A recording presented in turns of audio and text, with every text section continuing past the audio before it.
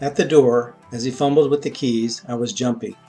Contemplated making a U-turn and hightailing it back to College Town. But the tingling between my legs and the puckering of my tail got the better of me. His roaming hands and gentle neck kisses contributed to my staying power. All night he'd been telling me how handsome I was, that Italians with our deep, dark eyes and olive skin were his type. He said he'd struck it rich that night, like he'd won the lottery. He made me feel 10 feet tall, and not like the shortest kid in the class. Like he wasn't just blowing smoke up my ass. He made me feel like he meant it. Not my first rodeo, I was learning and growing in my skin, becoming more confident, less awkward, as much the bold hunter as the compliant quarry, taking yet another step beyond the previous ones, into headier and riskier territory. His apartment seemed smaller than mine, if that were possible, constricting. If there was a bedroom, I never saw it.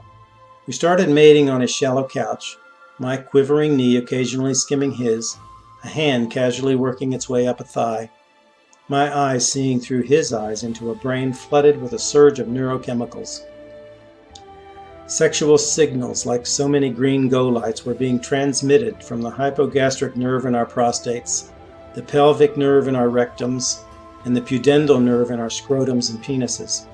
I knew the language because I drilled my pre-med roommate in preparation for midterm exams. Our cranial nerves were being tested as blood rushed to our cocks.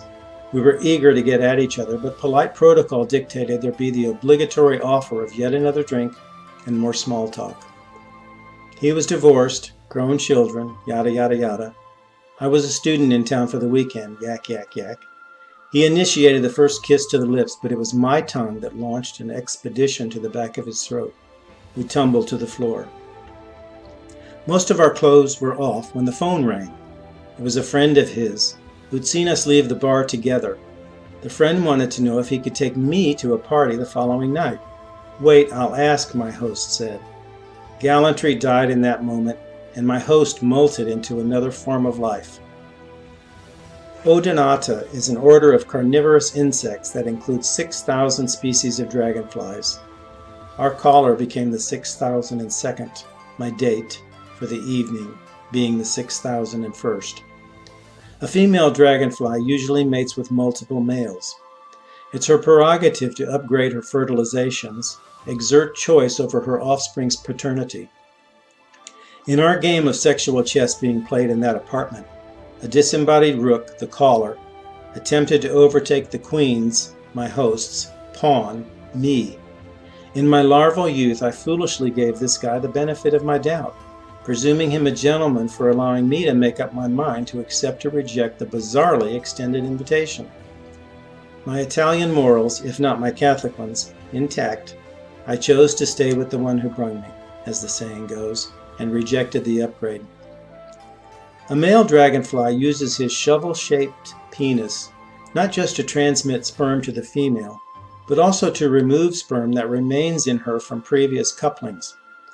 Because it's the last sperm to enter a female's storage organ that fertilizes her eggs, he wants his sperm alone to triumph. To that end, he has developed strategies for purging rival sperm and for discouraging his mate from copulating with others. Many dragonflies merely chase away approaching males. Others battle wing to wing. Some continue to grip their partners even while they lay their eggs. Not so with this guy and me. Once this night was over, would his sperm be in my storage organ? And would I be his as long as he wanted me? The last of our clothes, our socks and underwear, tossed haphazardly about the room, we began to explore each other's flesh and bones. Mine were lithe, moderately hairy, youthful, his less so, but mostly firm and smooth. Both of us bronzed from worshipping the sun. Perhaps it was our healthy flush that seduced us to each other in the first place. A female dragonfly of rarer color doesn't get harassed as much, not because she looks like a male, but rather because she's unfamiliar to him and doesn't fit his search image for a mate. Reared with rose-colored damsels, dragons choose to mate with rose-colored females. Similarly, blue on blue. Unlike me, this guy knew what females look like by regular exposure to a wide variety of them. It wouldn't have mattered what color we were. It just so happened we were tan on tan. He pinned down my wings to the rough carpet, seated himself on my thighs, and lowered his chest onto my chest, a malnourished look in his eyes. To effect successful copulation, a male will capture a flying female and oftentimes bite her wings. With more urgent, deeper kissing, our teeth clashed. His bruised my upper lip. Still our cocks gorged and surged against one another. As we wrestled playfully, or so I thought, until I lay on my stomach with him lying on top of me, his taut dick teasing the crack of my clenched ass. A dragonfly must clutch a female by her head or thorax and restrain her in the tandem position, with his claspers fitting precisely like a key in a chastity lock. Once the pair is in concert, and the female is receptive to her suitor's overtures, she will curl the tip of her abdomen around to bring her vagina in contact with his penis, working the pair into an incongruous heart-shaped copulatory position. I was terrified but receptive. I was being loved by an older man, a father figure, and if our Kama Sutra position bore no resemblance to a Valentine candy box, it still felt alternately warm and hot, soft and hard. Together our bodies throbbed from the pleasurable impulses that traveled along neuron pathways to our muscles and organs. Through evolution, dragons may have adopted the tandem position to protect themselves from becoming their damsel's prey.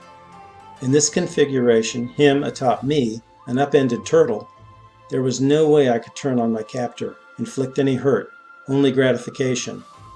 And like the dragonfly, whose appendage's spines can gouge the female's eyes, pierce and split her exoskeleton, and puncture her head, his dick rammed into me with such force and girth and length that I screamed in pain, writhed in agony, nearly fainted. It was my first time. I'd been raped.